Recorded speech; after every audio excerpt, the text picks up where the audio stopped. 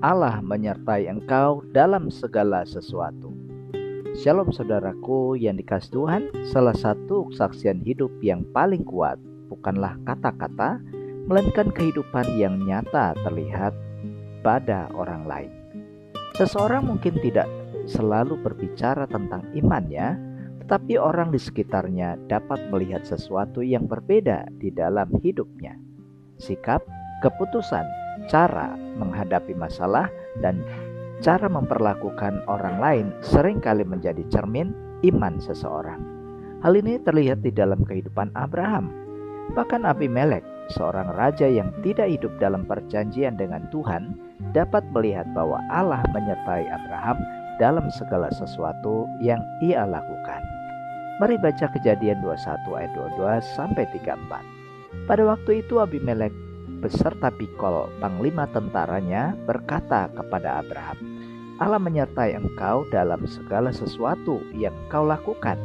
Oleh sebab itu bersumpahlah kepadaku di sini demi Allah, bahwa engkau tidak akan berlaku curang kepadaku, atau kepada anak-anakku, atau kepada cucu cicitku, sesuai dengan persahabatan yang kulakukan kepadamu. Demikianlah harus engkau berlaku kepadaku dan kepada negeri yang kau tinggali sebagai orang asing. Lalu kata Abraham, aku bersumpah.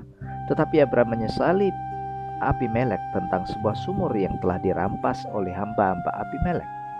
Jawab Abimelek, aku tidak tahu siapa yang melakukan hal itu. Lagi tidak kau beritahukan kepadaku, dan sampai hari ini belum pula ku dengar. Lalu Abraham mengambil domba dan lembu dan memberikan semuanya itu kepada Abimelek. Kemudian kedua orang itu mengadakan perjanjian. Tetapi Abraham memisahkan 7 anak domba betina dari domba-domba itu. Lalu kata Abimelek kepada Abraham, untuk apakah 7 anak domba yang kau pisahkan ini? Jawabnya, 7 anak domba ini harus kau terima dari tanganku untuk menjadi tanda bukti bagiku bahwa akulah yang menggali sumur ini. Sebab itu orang menyebutkan tempat itu Berseba, karena kedua orang itu telah bersumpah di sana. Setelah mereka mengadakan perjanjian di Berseba, pulanglah Abimelek beserta Pikol, panglima tentaranya, ke negeri orang Filistin. Lalu Abraham menanam sebatang pohon tamariska di Berseba dan memanggil di sana nama Tuhan Allah yang kekal. Dan masih lama Abraham tinggal sebagai orang asing di negeri orang Filistin. Saudaraku, 3 kebenaran sejati yang pertama, penyertaan Tuhan dalam hidup orang percaya dapat dilihat oleh orang lain di ayat 22. Abimelek mengakui dengan jelas bahwa Allah menyertai Abraham.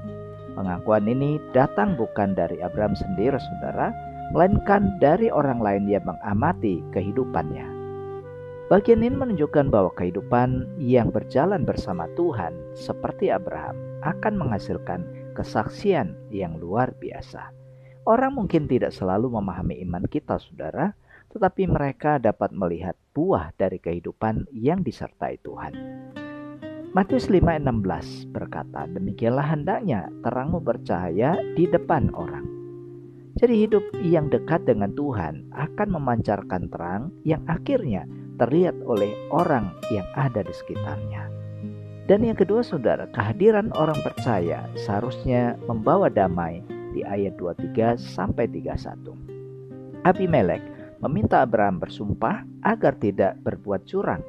Ia ingin hubungan yang aman dan damai dengan Abraham. Hal ini menunjukkan bahwa orang yang hidup bersama Tuhan seharusnya menjadi pembawa damai di tengah masyarakat seperti Abraham. Abraham juga menyelesaikan persoalan sumur dengan cara yang bijaksana melalui dialog dan kesepakatan. Roma 12:18 berkata, sedapat-dapatnya kalau hal itu bergantung padamu, hiduplah dalam perdamaian dengan semua orang. Saudara, kehadiran orang percaya seharusnya membawa ketenangan, bukan konflik. Orang yang hidup dekat dengan Tuhan dipanggil untuk menjadi pembawa damai. Dan yang ketiga, saudara, penyertaan Tuhan membawa hidup yang memuliakan Tuhan di ayat 32 sampai 34. Setelah semua peristiwa itu, Abraham menanam pohon tamariska dan memanggil nama Tuhan. Bagian ini menunjukkan bahwa Abraham tidak melupakan Tuhan saudara di tengah keberhasilan dan kedamaian yang ia alami. Ia menyadari bahwa semua yang ia alami terjadi karena penyertaan Tuhan. Karena itu ia merespon dengan penyembahan. Sebagaimana Mazmur 105 ayat 1 katakan, bersyukurlah kepada Tuhan, panggillah namanya. Penyertaan Tuhan seharusnya membawa manusia semakin dekat kepada Tuhan.